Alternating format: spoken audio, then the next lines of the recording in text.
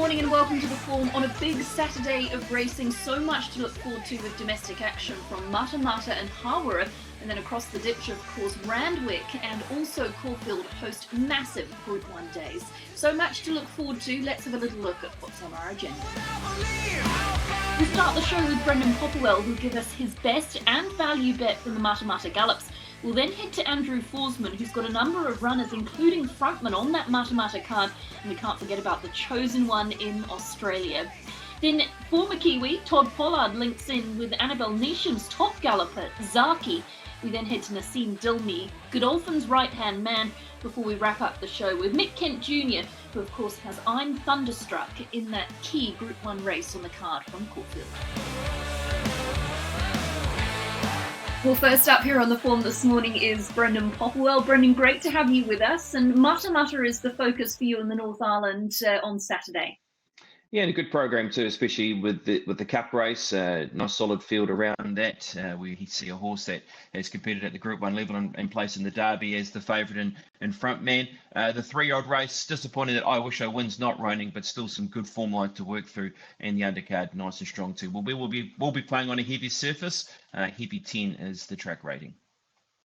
Tell us about your best and value bet to kick things off. What have you got for us on the card there? Look, I have gone to the Matamata Cup as my best bet, and that is around frontman. I just see him very well placed in this race, Emily. He's a horse that was beaten in the Tarzino. Things didn't quite go to plan in that race. He had to do a fair bit of work to be able to find that position forward and running. And he still finished into 8th position. So he's done a great job at the Group 1. He's been placed in a derby on off ground.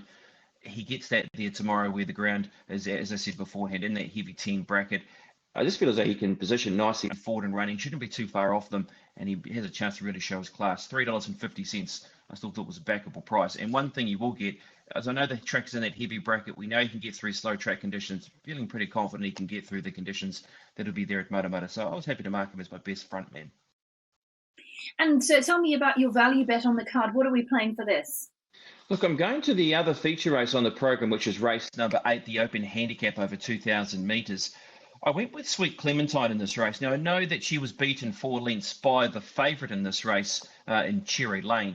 Just there's a nice little weight swing in favour of Sweet Clementine coming into this race on the weekend, where there's a 3.5 kilo swing in her favour. Now, she's a horse that also will get through the heavy track conditions, as will so many other horses in this race. There are a number of horses that have raced quite a lot over the winter period. And look, she isn't one of them. She has raced consistently, but she has been stakes placed this season in a race like the Tauranga Stakes and behind Supreme Heights, Popstar Princess and Supreme Heights. So I just thought with where she sits in this race, with a nice place in the weights, track conditions, she sits around that $8 or $9 price. So happy to have something on her at the each way with all the money coming for Cherry Lane. That certainly spells danger signs for me and looks to be the hardest to beat in the race for sure.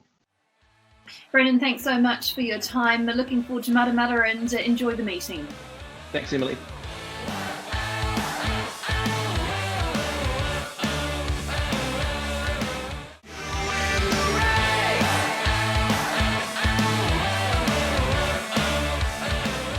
Well, next up is Andrew Forsman, who has a strong team across the ditch and here in New Zealand as well. Andrew, a very warm welcome to you. Thanks for joining us. No worries, Emily. Let's start with Matamata and we can go through them in racebook order. Race number 3, Mustang Valley. Really unlucky in the Gold Trails Stakes. What has the progress been like from there? Yeah, very good. She was probably going into that race a little bit underdone, to be fair to her, and she'll be a big improver for that, and she's come out of it really well. Her gallop on Tuesday morning was very good, so I think she's pretty well spot on fitness-wise. It's not the first try at the 1,400 metres, is it? That was something that I was considering, but if you look back at the form, there's that fourth from the Futurity Stakes at Ellerslie. Yeah, it was a good effort that day too. She just probably got a little bit lost right-handed, got out of her ground a bit, but once she balanced up in the straight, she actually knuckled down quite well and was in behind a few nice ones on a relatively quick track too, compared to what else she had run on. So it was a good effort. And yeah, I don't think the 1,400 metres should hold any fears. And looking at the race as a whole, I noticed that I Wish I Win has been scratched, and that sort of makes it a nice even field and a good race. Yeah, look, we were pretty confident with where we're at anyway. I think that the niggling thing for us is the small field, and there looks like to be a fair lack of speed in the race. So that is a bit of a concern as to where she'll be and how the race is run. But look, it is a race to have her fit, ideally for the Soliloquy in a couple of weeks, and then hopefully we can head on down to Riccarton. So it's a race to keep her up to the mark, and she'll be very hard to beat, I think, if the race is run to suit her. Race number 4, you've got a couple in Long Game and also Dollarbeel, who is one of the emergencies. What can you tell us about these two? Look, they're lightly tried horses, obviously, and we're still learning a fair bit about them. Unsure about probably running either of them on what could be quite a heavy track now. So, yeah, they're probably 50-50 to go around, and that's still probably horses that need a bit of racing to come to their best form. In race number 6, you've got Hot Pinks, and an unfortunate incident last time, obviously, with Ellen Nicholas coming off Hot Pinks. It was well fancied that day. What have you taken away from that? Do you have to sort of rethink the schedule, or is it just press on to the next event? Yeah, it was just press on pretty much. It was very unfortunate for Ellen. She was riding very well, and just a bad time for her, if there's ever a good time for that to happen. But the horse pulled up fine. She's come through it, no dramas at all. And look, we really were looking for a mile for her. So I guess the wetter, the better for her, because it'll be, a pretty testing 1400 anyway. So with that rain we've had overnight, I think the 1400 on what should be a pretty testing track shouldn't bother her too much, and she's ready to run very well. Race number 7, you've got Frontman. Things start to hot up, and this is obviously the feature on the card at Matamata, and you'll be looking to get that Cups ball rolling here in New Zealand. You come right back in grade, don't you, from the Group 1 Tarzino Trophy. If all things considered, coming through a Group 1, what did you make of that effort? Look, it was a game effort, from his point of view. I think we asked a lot of him on the back up, going down to Hastings, stepping up from a handicap to weight for age, and he ended up sort of chasing, a pretty hard tempo, and I just think it was all probably a bit too much for him, a combination of a whole lot of factors, but he's come through it really well. Definitely think he's better suited just back to handicaps for now, and he's very well in on Saturday. And obviously the 1600 metres, we've seen him over further previously. Do you feel like that's sort of a niche distance for him? I think that's probably his go for now. I think in time, he probably gets to 2,000 metres. I think 2,000 metres is even fine at the moment, but a mile right now at this stage of his prep's ideal. Just probably that if the track was really testing, that's probably a slight query. I guess for him it would be perfect. It was just sort of a dead to slow track. And you've also got Spring Delight in that race right down the bottom of the page, and you resumed with that 8th at Hawke's Bay, but I didn't feel it was that bad a run, wasn't actually beaten that far. What did you make of that? No, it was a good resuming effort. It's exactly what you'd expect to see from her over that sort of distance. So I think second up at a mile, and she has put in some pretty good runs on rain-affected ground before. So she's a good lightweight chance, and this is definitely her race to try and get some black type. Race number 9, you've got Dance and Sing, a third at that latest outing, and I thought that the 2000 looked ideal with her, Andrew. Yeah, look, she's surprised us a bit when she won on debut. She's sort of a horse that has been in work a fair while now, and it was just great to get that win out of the way, and I think she's going to be a better horse probably next preparation with a decent spell and a bit more maturity. She sort of ran her race in patches at Tauranga the other day, but we thought while she's up and going, we'll give her one run over the middle distance, see how she goes there, and that'll give us a bit of knowledge for next time around, I suppose, when she does come back in the autumn. Let's shift our focus across the ditch, and we've got the Chosen One going around in the Herbert Power, and geez, that last start in the Underwood Stakes, you probably met one of the hottest fields in Australia on the day. It was a good run all the same, and do you feel that you found a much more suitable race this time around? Yeah, it is. This is probably more his go, although he is, carrying 59 kilos and he's drawn poorly again. He can't seem to get a barrier at all, so I think the heavy weight coupled with the bad barrier draw does make it a pretty tough race for him. And as a stepping stone heading forward, this is a race to get you into the Caulfield Cup, is that right? Would that be the plan? Yeah, he'll just obviously win, lose or draw. He'll go to the Caulfield Cup next Saturday, and I guess hopefully we've used up all our bad barrier luck, and he can get good barriers in his next couple, because they are the two races we've obviously targeted and taken him over there for. And I think whatever he does on Saturday will be a bonus. And then I just noticed you've got Dario in as well, a third at Bendigo to start the campaign off. Tell us about this one and what's the plans from, obviously, this upcoming run. Yeah, he sort of went good the other day. It was we sort of took him over there to get away from wet tracks, and he struck a heavy track, and he's now entered to run on another heavy track early next week. But yeah, he's sort of a progressive horse. We thought if we could get him into some 3-year-old staying races, that he may sort of come into his own a little bit. We're not sure. He's sort of there to answer those questions, I suppose. But he's going really well. It's really up to him now to put his hand up. He goes around on Tuesday.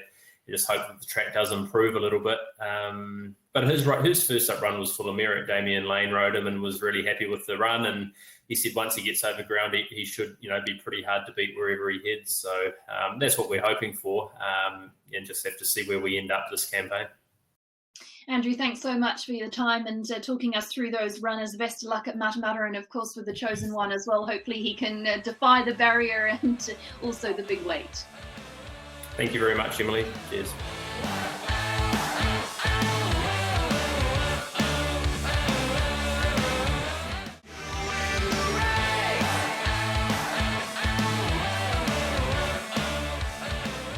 Well, it's my pleasure to welcome in Todd Pollard to the form this morning. And Todd, you're standing next to a bit of a celebrity there in Melbourne at the moment in the form of Zaki. Great to have you on the show. Yeah, thanks for having me. He's a special horse, of course. So, yeah, hopefully we keep the ball rolling and he can win again tomorrow. I asked you before, but I'll ask you again. What's it like being in Melbourne during the Spring Carnival? There's so much hype and you've got one of the best horses going around in Australia at the moment. How's it been for you and are you enjoying the experience? Yeah, it has been awesome. Probably it almost feels like there's less pressure. There's, the media, there's no crowds at the races and stuff. So it's almost like you can just come in and do your job and everything. And there's not too much going on outside of, what we have to do in the mornings and everything. But other than going to the beach with him after he gallops and on Sundays after he races, like that's when, you get the media come down and they're taking photos and stuff, it's quite cool really when you're sitting on his back walking through the water and there's about 6 or 7 photographers all there just trying to get a good photo of the horse. So it is really enjoyable and it's something I'll sort of look back on in a few years' time and remember how great it was to be associated with a horse like Zaki. Obviously the Underwood Stakes was a great success. He showed that sort of Sydney form down in Melbourne. What's it been like in between times? What has he been up to and how's he come through that run? Yeah, he's been good. I think he's got a lot of improvement to come out of that race. He was second up over 1,800. I think he's going to be pretty right going into tomorrow's race, being over 2,000 metres, which is his real go. But he's always been a bit backwards in the coat. Coming from England at the start of the year, we took a long time in the autumn to get him to come right, and it didn't last long before he went woolly again. But he's starting to look good now. But I think there's still a little bit of improvement. But we've been pretty happy with him. Took him to Caulfield on Tuesday for a gallop. It was a good chance for him to have a look around. Wouldn't say he's a sensational track worker. He sort of wants to have a look at everything, but he definitely knows when it's race day, that's for sure. He perks up and yeah, he knows what it's about. With regards to the field that's assembled for the Caulfield Stakes, it's not really very dissimilar to what we saw in the Underwood, and that must also add to the confidence. Yeah, absolutely. And probably one thing we do like about tomorrow's race is a horse like No Efforts in there. It's drawn barrier 6, but will likely go to the front and ensure it's a truly run race, because it can be tricky, the small fields, if it's a sit and sprint job. And he's a horse that likes to get going from the 600. He seems to be able to put them to the sword, peel out and have a go from the 600. And that's usually his best sectional to the 400, and he sort of tries to break their hearts that way. So hopefully we can see that. Homesman's in it as well this time. Of course, probably we've got to respect her. She'll be a huge chance. And I mean, the big concern with tomorrow's run at Caulfield is the horse hasn't actually raced there before. I think 3 or 4 of the horses that have been there have raced there multiple times and won. I think probably she's 3 from 4 at the track, and it is a real horses for courses sort of track. I was watching replays of the Caulfield Guineas on racing.com last night. You see some great horses get beat, like the likes of Piero. So you think they've gone down as short price favourites. But hopefully this horse, he he doesn't go along with that curse. It's obviously a stepping stone to the big dance in a couple of weeks' time. So, what happens after Saturday? You said he enjoys going to the beach just to freshen him up after a big race day. Yeah, we just take it easy on him for a few days. We do a bit of work on the treadmill on the Monday, maybe put the saddle back on him on the Tuesday and everything. But yeah, he does enjoy going to the beach and everything. He's gets in the water and he prances around, and he's when the photographers are there, he's pretty good at posing for the camera too. So yeah. But, and on the day you've got Wisdom of Water in as well, paying a lot longer odds than Zaki is in that Caulfield Stakes. What have you made of those 2 runs in Melbourne so far for Wisdom of Water?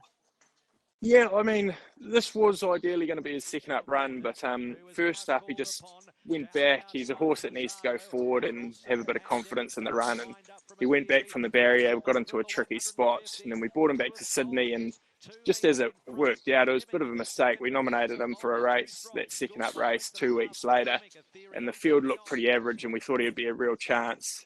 We more just put him in the nominations to see what it looked like, and then we sort of favoured our chances. So we put him on the float, took him back down to Melbourne, and he just raced a bit flat, which was a bit disappointing because we thought it was the right race for him. But I mean, the horse, he went out for a week afterwards, and we've had him back in for a couple of weeks, and he seems like he's on track. He could run a good race. He's got ability, that's for sure, but he's a tricky sort of horse. He needs everything right on the day for him to run well, but there's no doubt he's got ability, and he seems pretty bright and well in himself and feels good. So yeah, I could see him running a nice race tomorrow. You're obviously in Melbourne at the moment, but there's also a couple of runners in Sydney at Randwick on the weekend, Akatar and Equation. What can you tell us about these 2 for punters? Yeah, I guess Akatar, he'll be an interesting runner tomorrow. He's very well bred. He's a nice colt by I'm Invincible. His first 2 runs, he just ended up going to the front just as there was no speed in both races, and probably wasn't the right way to ride the horse. Next start, third up, he was paying $20 odd on a midweek meeting at the Kensington, and we didn't really give him much hope. And he we sat behind the pace there, and he peeled out and just put them away quite stylishly. So hopefully we've learnt how to ride him a bit, and we'll see how we go tomorrow. Yeah, so we'll see how he goes tomorrow. Probably don't expect too much from him. And then we've got Equation, of course. He's a horse with real ability. First up, probably needed the run. He had been off for quite a while, went into the run without a trial. He was actually really well back that day, which was surprising to us. We thought he'd run well, but he'd need it. And he just sort of got back where it was a bit of a front runner's bias, and the rain came and he just wasn't suited by it. So he'll improve tomorrow and hopefully go to the Golden Eagle from a fortnight's time. Well, Todd, great to have you on the show. I'm so glad you're enjoying that Melbourne Spring Carnival with such a good horse like Zaki, and hopefully it all continues tomorrow on the road to some of those really big races coming up in a couple of weeks' time. Yeah, absolutely. Thanks for that. And we'll stay in touch.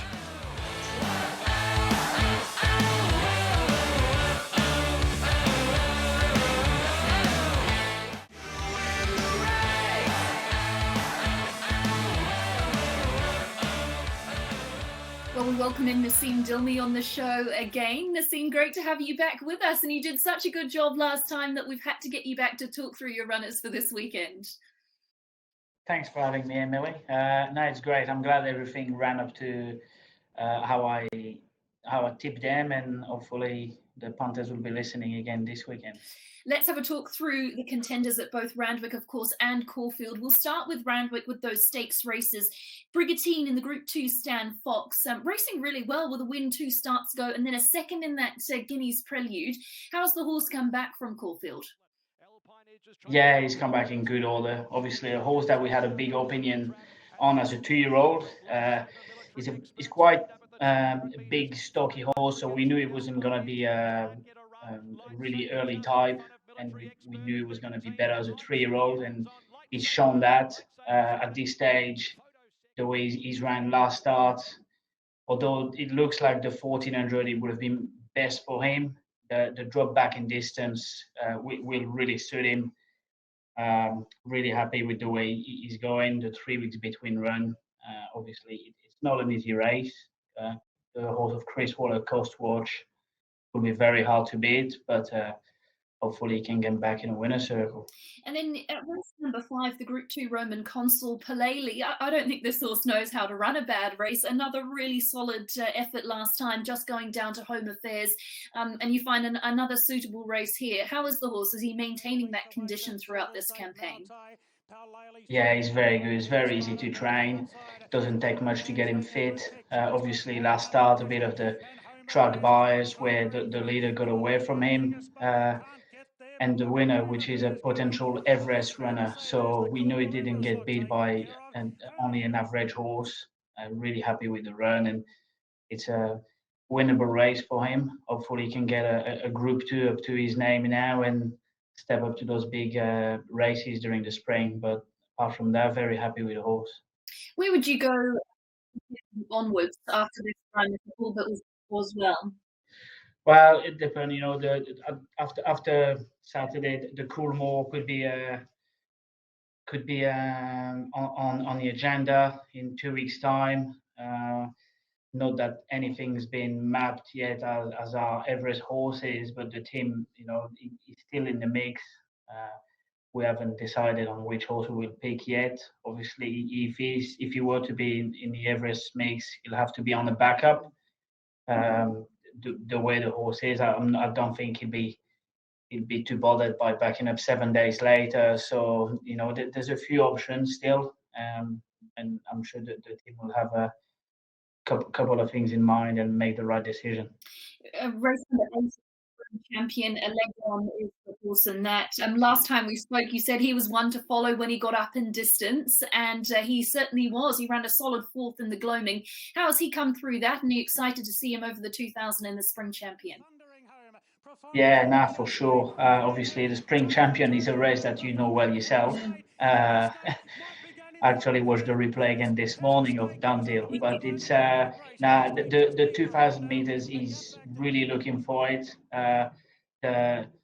His run last start, he was off the bridle a long way out, but he really stormed home well the last probably 200 or so, and the big track and obviously the step up in distance. Couldn't be happier for that, and hopefully he can get on the board, and we might head towards the VRC Derby with him. Up next, race number 9, Group 3, the Vision, Ethery and Geist in this one. Ethery obviously posted a 3rd when fresh, and how has she improved from that? Yeah, she's obviously last prep she went only fair. We only gave her 3 starts.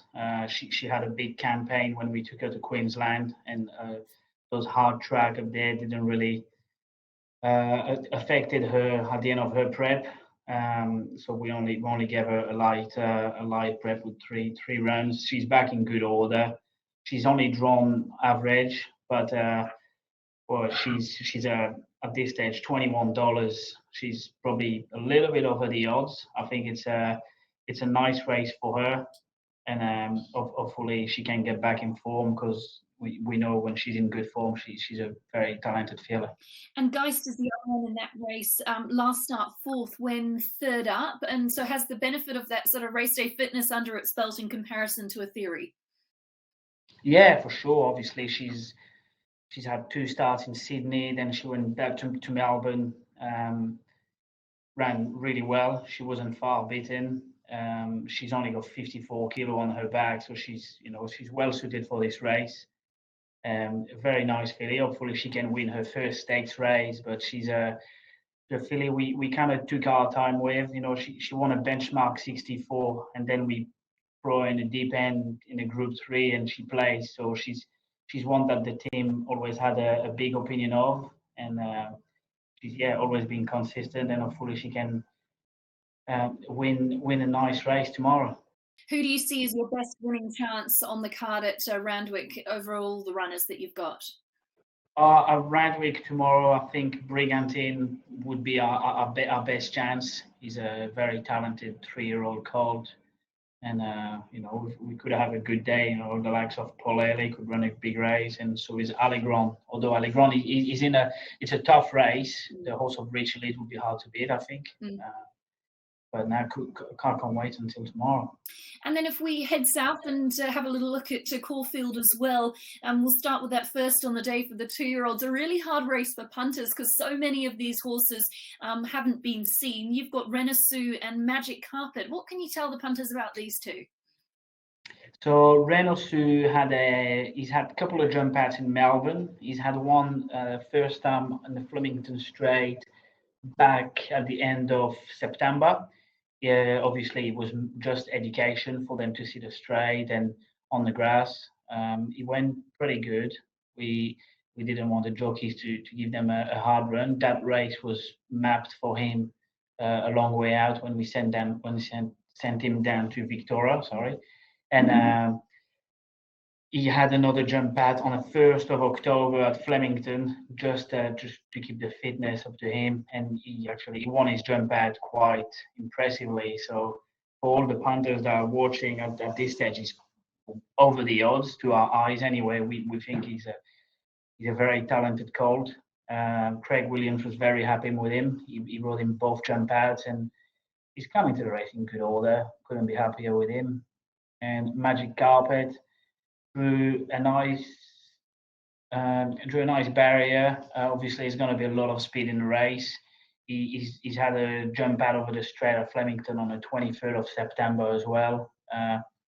Damien Oliver was very happy with him that day. And it's like you said, it's hard for punters because it's they'll have to do their homework over the internet to find out exactly what the horses have been doing. But it's hard. Like you said, it's hard because some of the horses we haven't seen anywhere.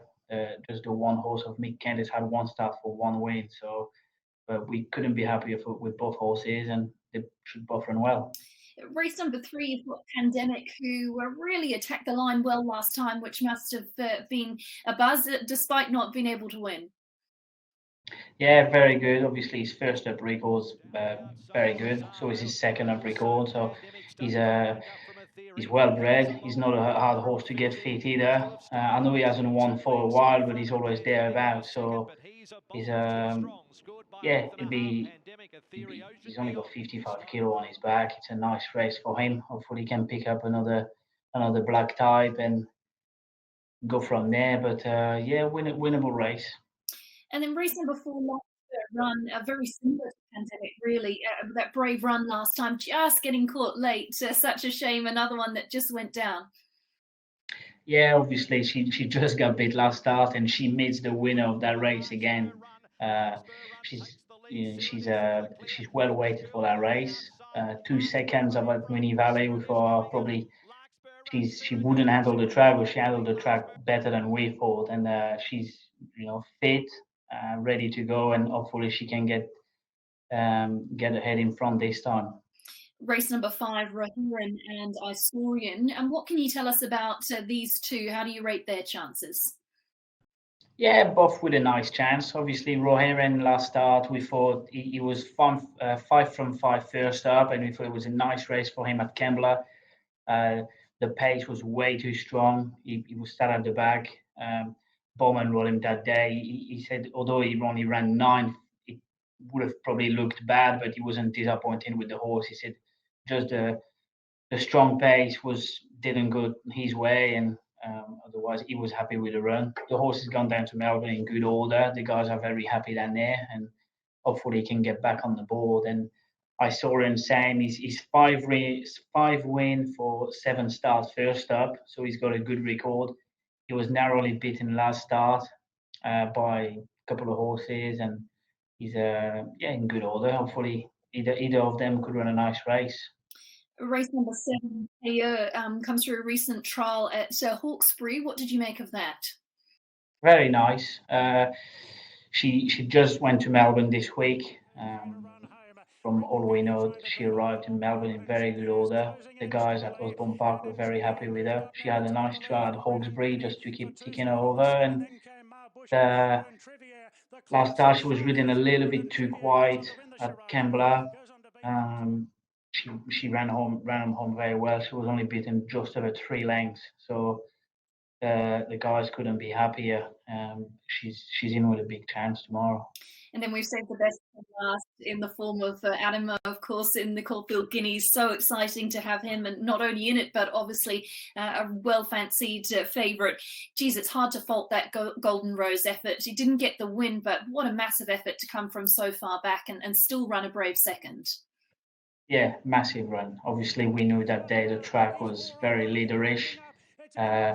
Gay had planned days before that's what they were going to do, send that horse up to the front and send to a strong tempo. So no putting the winner. He's a very talented horse.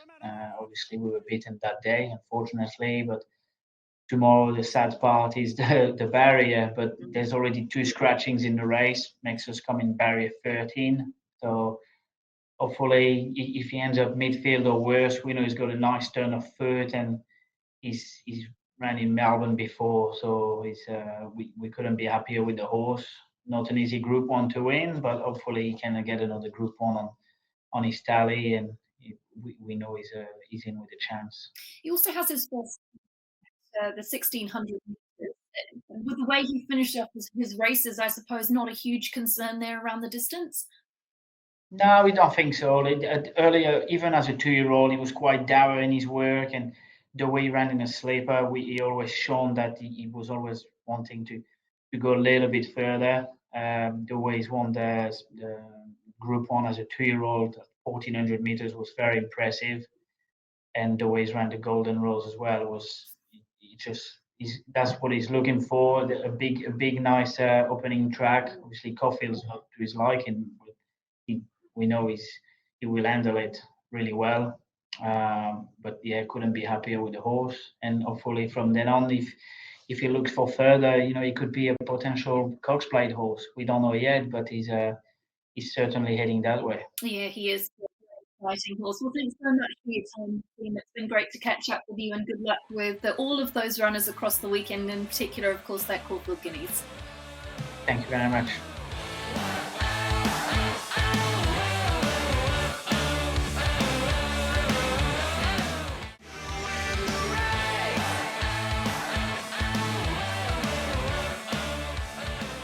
Well, next up on the form, we catch up with Mick Kent Jr. to have a chat through a big day of racing on Saturday. Mick, great to have you with us, and looking forward to talking about some of these horses. Yeah, hi Emily, nice to be with you. Let's start in race book order, and we'll go with race number 1 on that card at Caulfield. And you've got the 3 contenders in that 2-year-old race. I was talking to Nassim Dilmi earlier from Godolphin, and I'm just saying what a difficult race it is, because punters haven't had a chance to see these horses, certainly 2 of your 3. Tell us a little bit about Immortality and Commodity and what punters can expect. Yeah, it's very tough, isn't it? Because there's so many different jump outs, different tracks.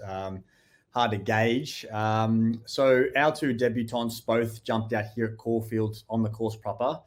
So the same track they'll be on tomorrow, and both won their heat. Commodity, he's been a really lazy horse, unlike Profiteer by the same stallion. We don't really put blinkers on our 2-year-olds, but it really worked for him, and he jumped out really well. So his jump out win was about we had it 1.2 seconds faster than Immortality's jump out. But the thing with Immortality was he jumped, led, had his ears pricked. Would he have gone faster had he been challenged? Probably yes, but by how much, hard to really say. So like with a lot of these babies, we never put them under full pressure, and we're sort of hoping to see them take that leap on race day. I think they're both in tremendous order.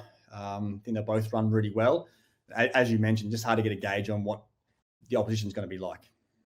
You've also got Kavala in that race, who does have the benefit of the race day experience, and that can really count for a lot, can't it? But unfortunately, on the negative side, doesn't have a great draw. Yeah, she's drawn wide. I honestly believe it's better than drawing 1 or 2. Sometimes if you dwell at the start in these baby races and they get a bit of interference and they a bit field shy, it can be detrimental. Caulfield's a dog leg, so being drawn wide is not too bad, but we're still sort of trying to work out, is it the best thing for the filly? Should we save her for another race? She went to that Flemington win very, untested. We've done one gallop with her. She's been to barriers once and had a jump out, and all natural ability. So I think she's going to take a lot of improvement, and she has. But just watch. If we do scratch her, look for her another day. She's a very nice filly. If she runs, I think she'll begin well and put herself in the first 5. And I think she'll run well. But just if she gets caught 3 or 4 wide without cover, it could get a bit messy. Is there one that's your particular favourite out of those 3 in the first of the day? If you had to put the pressure on me, I would lean towards Commodity.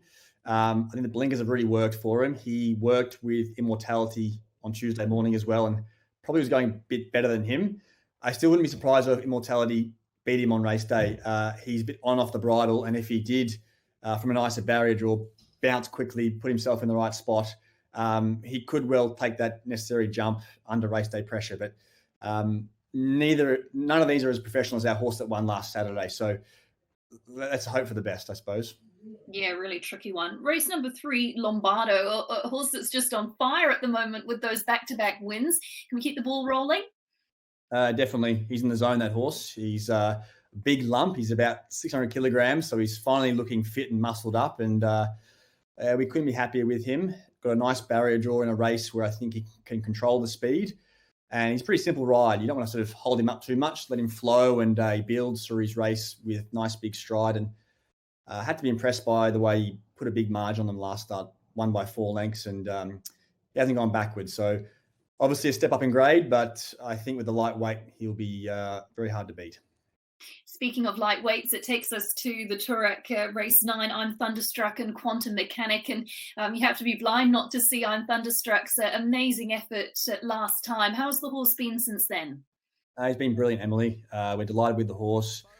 Hasn't taken a backward step. He's blooming. His work was exceptional on Tuesday morning. His regular rider, Kylie Schultz, could not be happy with him this morning. He's very sound, happy, fresh. We've got a nice barrier draw, but still I've seen strange things happen. So just pray that he gets a nice run. Love to see midfield with a bit of room. He's got a huge action, and hopefully we can see him use it. Quantum Mechanic is the other one in the race who does have to step up to the Group 1 company, but again has that really light weight, which is a plus. Yeah, exactly. She was very good back in the autumn behind Probabile at Weight for Age. She's 3rd up, so she's sort of set to get to near her peak fitness-wise. Drops to handicap. Is an open handicap, though, and you had to say that she had to run a personal best to win this race, I would think. It was very good last start, running on from behind in a Group 2 when it was hard to make ground that night. And nice barrier draw, low weight. So I think a few ticks there. Obviously, love to see her win, but I think realistically she's a nice place chance. And then if we sort of cast our minds outside of Victoria for now, our Playboy goes round in Queensland, and he's on a path potentially to the Golden Eagle, all being well. Yeah, exactly. Had him in 2 races, also in Sydney. We scratched from there due to the bad barrier in the Silver Eagle. He probably hard to see him beating Apache Chase. That was the horse who beat Ayrton into the Stradbroke. I think he's going really well. He's trialled exceptional twice up there. We can't be there, of course, with the COVID restrictions, but he's going very well, we're told. And visually, you can see his trials. He's in great form. So I think he'll run well. He'll improve for the run, but he's sort of gone to a new level, that horse. I think he was very impressive last start when he won the Winx Stakes by 6 lengths, coming from last. He loves getting his toe in. It won't be a wet track. It'll be a very dry track, but look, I think he's a nice place chance, and 3 weeks into the Golden Eagle, hopefully it works out for us. And then if we head to South Australia, Jungle Magnate goes around there in a listed event, and this horse obviously by a sire that we know pretty well here in New Zealand, Tarzino. Yeah, we love the stallion. We've got 5 here. I reckon 3 are Saturday class at least. This horse is nice. He ran a much tougher race first up. It was a funny one. He got back, they slowed the tempo off and sprinted, and he was left a bit flat-footed. Plus, he had 1 trial only into that run. I reckon he's looking for the ground, and this is not a particularly strong stakes race, so it's a nice chance to get some black type, or if not, win a listed race. He worked very well Tuesday morning. John Allen rode him for us and was delighted with the work. I see there's a short favourite there, but he'll run well. He's a nice horse. And then if we go to country racing in Victoria, there was one that you said that we should mention here. That's Camborne at Hamilton in a $100,000 handicap. That's some big money out in the bush. Yeah, it is. It is. And it's a lovely big track, Hamilton, one of our biggest tracks here in Victoria.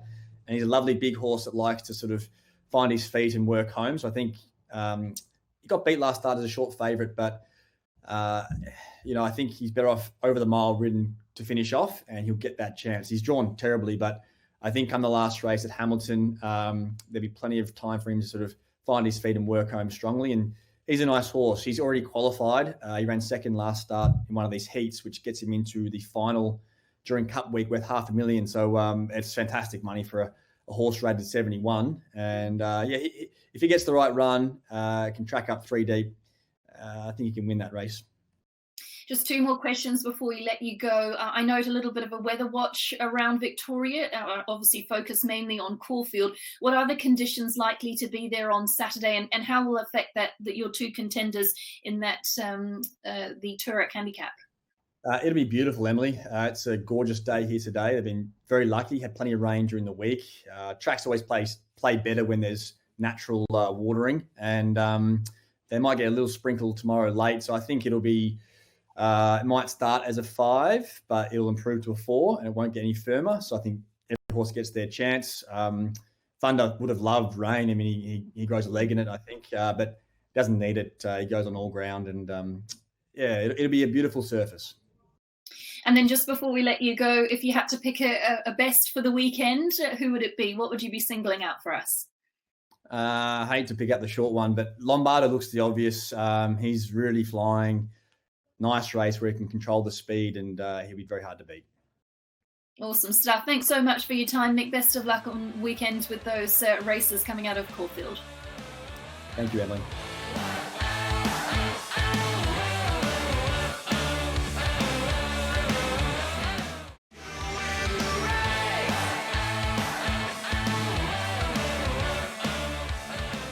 Welcome back with us on The Form. Elephant is obviously a key chance in the Toorak handicap this afternoon, and earlier in the week, Aidan Rodley caught up with David Brown to find out how he's travelling in preparation for this afternoon's Group 1. David, before we talk about the weekend, congratulations for the immense success you've had in Melbourne. How satisfying has it been? Oh, it's just been such a great trip, really. The horses we bought were capable of winning, though, so that always helps. But for them to actually step up and perform has been outstanding. Yeah, absolutely. And it hasn't just been one member, has it? It's like the team's firing. Yeah, they've all been ticking along nicely. We sort of chucked in Border Leicester late, just mainly because he was going so well and thought he'd be one just to try and get him to the Jericho, and he's been racing really well. He got a nice wet track the other day, which suited him, so I'm pretty pleased with him. Absolutely, and it just shows that the decision to roll the dice is really paying off. Undoubtedly, the flag bearer has been Elephant, and he's become something of a cult horse over there. I guess partly because of the name, but partly because of his performances, David. Yeah, definitely. That's what I want to talk about a bit, but yeah. So he's done the job so far. Yeah, absolutely. How's he gone on since that last run? We're really happy with him. He's probably come through the last run the best of a lot of them. His coach starting to come on, and he's actually strengthened up a lot and done super. And his gallop this week was probably the best he's done here as well. So more than happy leading into it anyway. His record's outstanding, isn't it? He got beaten for the only time in his career when he went down by a nose in the fee. And do you reckon that sort of might have had a mindset thing on him, saying, no, I don't want to ever taste this again, and he's back out winning next time again? Yeah, I don't know. It was only it's probably second up there too, and it was a bit wetter than you'd like it to be for him. I think he's better right on top of the ground. And it was only just after the post he's back in front again too. He's just sort of missed the bob and sort of probably misunderstood it a little bit. But he's only been beaten just a nostril, So yes, and I think he's come on from that quite a lot.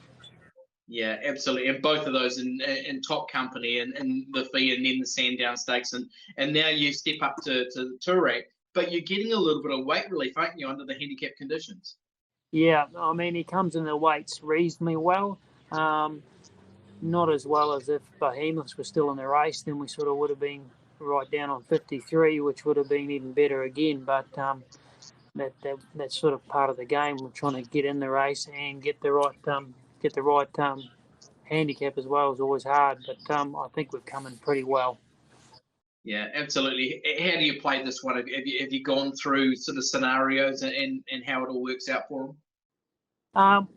Yeah, during the race, we've got a good barrier and he's puts himself in a reasonable position. I don't think we've got too much to worry about. Just leave it up to Damien Lane. Just get him there as good as we can and sit there getting nervous, probably pretty much. It must give you real confidence with someone like Damien. He's been on the horse twice now and won them both. And he must be taking confidence out of what he's felt with Elephant as well.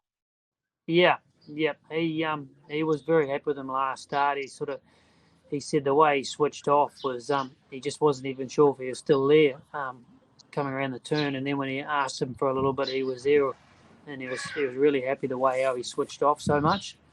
It was the first time he rode if he didn't switch off that much, fresh up, and the difference it's made, how he's changed, you know. Obviously, this is a goal. You get over to Melbourne and win a Group 1, and it would be great. But what are your thoughts? Can he pull it off for you?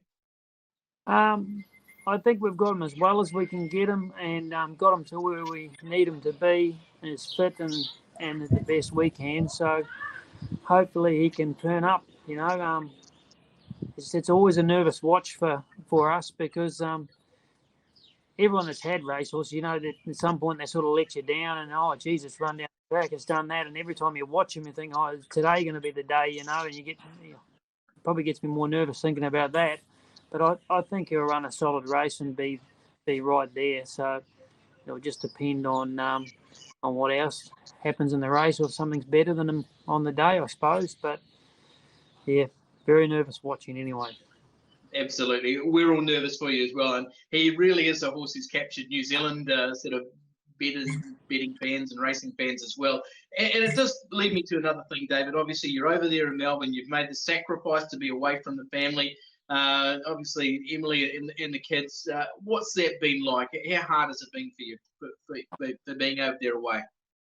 Pretty tough, to be fair. Yeah, it is quite tough. Like normally you can do these sort of things and slip backwards and forwards and it's no dramas. So, but it has been quite tough. But hopefully I'll get a slot home sooner or later that I can head home in the next few weeks. But haven't been very lucky so far. But we'll just have to see.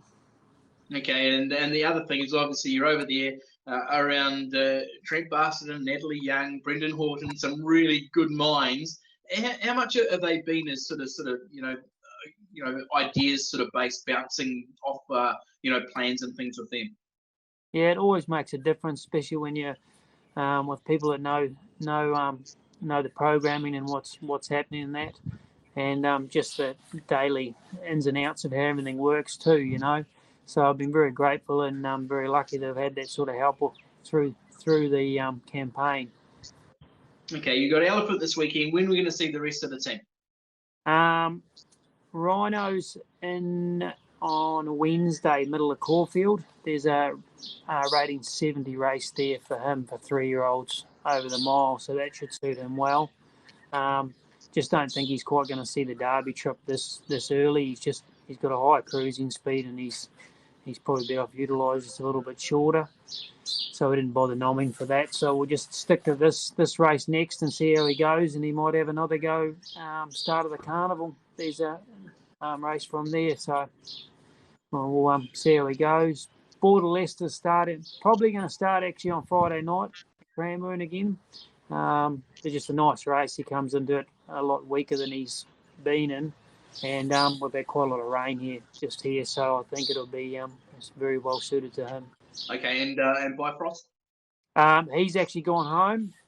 We just had a couple of troubles with him with just a bit of a cut mouth and trying to get it right, just trying to get that right. And if we were at home, we'd probably chuck him out in the paddock and give him sort of 6 weeks. So we made the option to send him home. He'd sort of paid for his way and broke even for the trip for him. So it was sort of a no-brainer to send him back. Really, a lot of ability, but just all come up a bit soon from. Okay, you talked about that rain. Does it have any effect on Elephant for the weekend? Don't think so. Cranbourne was already an 8 now, and we've had a bit of rain here, but 5 at Caulfield, and it generally drains pretty well. Yeah. So I think it probably end up being a 5 or something like that. It'd be better for us if it was a 4 or a 3, but I don't know if we'll quite get that. Okay, well, really appreciate you giving us the time, David. As you said, a whole country in behind you and hoping the Elephant can pull off this tour act for the weekend. Very best of luck to you. Thank you.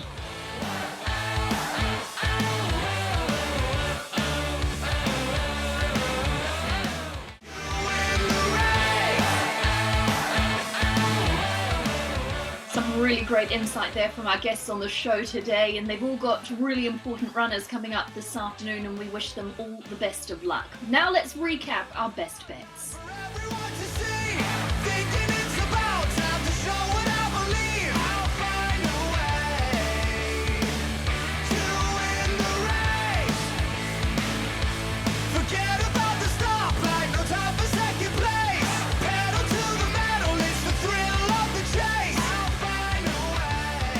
And if you like some of the tips that the team have shared today, then make sure you take advantage in the TAB's new initiative. That is the removal of credit card deposit fees. Yep, you heard it right. They no longer apply. The TAB is celebrating this new initiative with a deposit bonus offer. Make a first deposit of $10 or more and receive a $10 bonus bet. You can visit tab.co.nz/no fees for terms and conditions. Just remember that this offer is only valid until the 13th of October and only redeemable once per person. Well, that's it from us here on The Form for this week. We'll be back next week where we count down to a huge weekend of racing. We'll, of course, have Day 3, the Livermore Classic from Hastings. Not only that, but the Caulfield Cup and also the Everest. You can catch all the previews right here on The Form.